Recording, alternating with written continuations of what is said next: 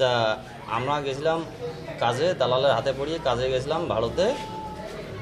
তা কিছুদিন থাকার পরে 8-9 সাল থাকার পরে ও দেশে একটা আইন করা হচ্ছে, মোদী সরকার করছে। তো আইন অনুযায়ী আমার বাংলাদেশিকে থাকতে দেয় না। এখন আমরা ওখানে দিল্লি পুলিশের কাছে সিলিন্ডার করছি। সিলিন্ডার করতে দিল্লি পুলিশ আমাকে নিয়ে যাচ্ছে হাওড়া কুচবিহার হাওড়া স্টেশন থাকিয়া বাসে করে নিয়ে আসলো আমাদের বিডিআর ক্যাম্প আনিয়ে ওখানে একদিন রাখিয়ে আমাকে বর্ডার পার করে দিল রাতের লাগভাগ 11:30টার সময়। এমন জায়গা দিয়ে পার করে দিচ্ছে, আমার ছোট সোয়া নিয়ে খুব দিক্ষিত পড়ে গেছিলাম। সারা রাত ওখানে আমি ঘুরছি। তারপরে আমার যে সাথের ভাই আছে, আমার সাথের ভাইকে আমি ঘুষি যে চলো আমার দেশের বিএসএফ আমরা ধরা দেবো।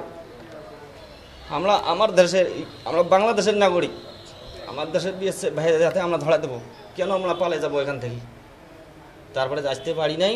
তাও 2 ভাইয়ারা মাছ মারতে গেছিলো, ওনাকে বলছিলাম ভাই আমার দেশের বিএসএফ ক্যাম্প কোনটা দেখে দেন, আমরা সমর্থন করবো, আমরা বাড়ি যাবো।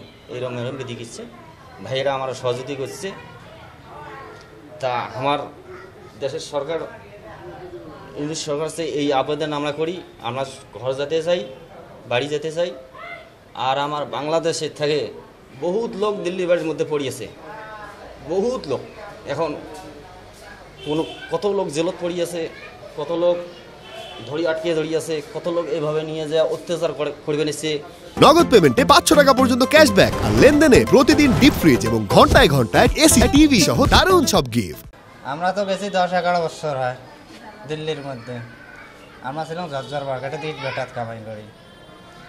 এখন মোদী সরকার থাকতে দেয় না, আমার ধরা দিছি। আমার ধরা দেওয়ার পরে আমার দিল্লি পুলিশ আনিয়ে বিএসএফের হাতত দিছি। বিএসএফ এখন আমার পার করে দিছি। হ্যাঁ, এখন খুব সমস্যা আছে। আমার খাওয়া পাওয়া নিয়ে আমরা বাড়ি যেতে চাই। আমার এইটাই দাবি সরকারের কাছে আমাকে বাড়ি পৌঁছে দেয়। ইট ভেটাত কামাই করছি। হ্যাঁ, অবৈধভাবে গেছি। দালালে ঘর নিয়ে গেছে, দালালে ঘর পাশে খাইছে। ছিলাম ওখানে 17 তারিখে আনছে। 17 তারিখ থেকে গিয়ে ওখানে ছিলাম আশ্রমে থাকার পরে এখানে আনছে পরশু দিন আমি আবার কালকে হাতে পার করে দিছি আমার চড়াইভাবে। এখন পার করে দিছে এইভাবে, মানে নদী পথে দিছে, কোনো দিকে রাস্তা নাই, যাবার বুদ্ধি নেই। হাতের মধ্যে ঘোরাঘুরি করছে 2.5-3 ঘন্টা, বুদ্ধি নেই। পরে সবগুলো মিলি এক জায়গায় বসেছিলাম। পরে দেখা পাচ্ছি, পরে বিজেপি আমাকে আনছে সকাল 4:30টার সময়। আমরা সরকারের কাছে এখন দাবি জানাই আমাকে বাড়ি পৌঁছে দেয়। আমরা যে 17 জনের কথা আপনারা বলছেন, আমরা বিজিবির মাধ্যমে তাদেরকে আমরা গোমস্তাপুর থানায় বিজিবি আমাদেরকে হ্যান্ড ওভার করেছে, আমরা তাদের পেয়েছি। এ ব্যাপারে আইনগত যে প্রক্রিয়া, সেই প্রক্রিয়া চলমান। অর্থাৎ আমরা তাদের পরিবার পরিজন যাদের অ্যাড্রেস তারা আমাদেরকে দিয়েছেন, আমরা তাদের সাথে যোগাযোগ করার চেষ্টা করছি। পরিবার পরিজন আসার পর আমরা তাদের যাচাই বাছাই শেষে আমরা যদি নিশ্চিত হতে পারি, তখন আমরা তাদেরকে পরিবার পরিজনের কাছে হস্তান্তর করব। যদি এরকম হয় যে এই 17 জনের মধ্যে কেউ বাংলাদেশের নাগরিক নয়, এরকম যদি আমরা পাই, তাহলে বাংলাদেশের প্রচলিত আইন অনুযায়ী তাদের বিরুদ্ধে ব্যবস্থা হবে।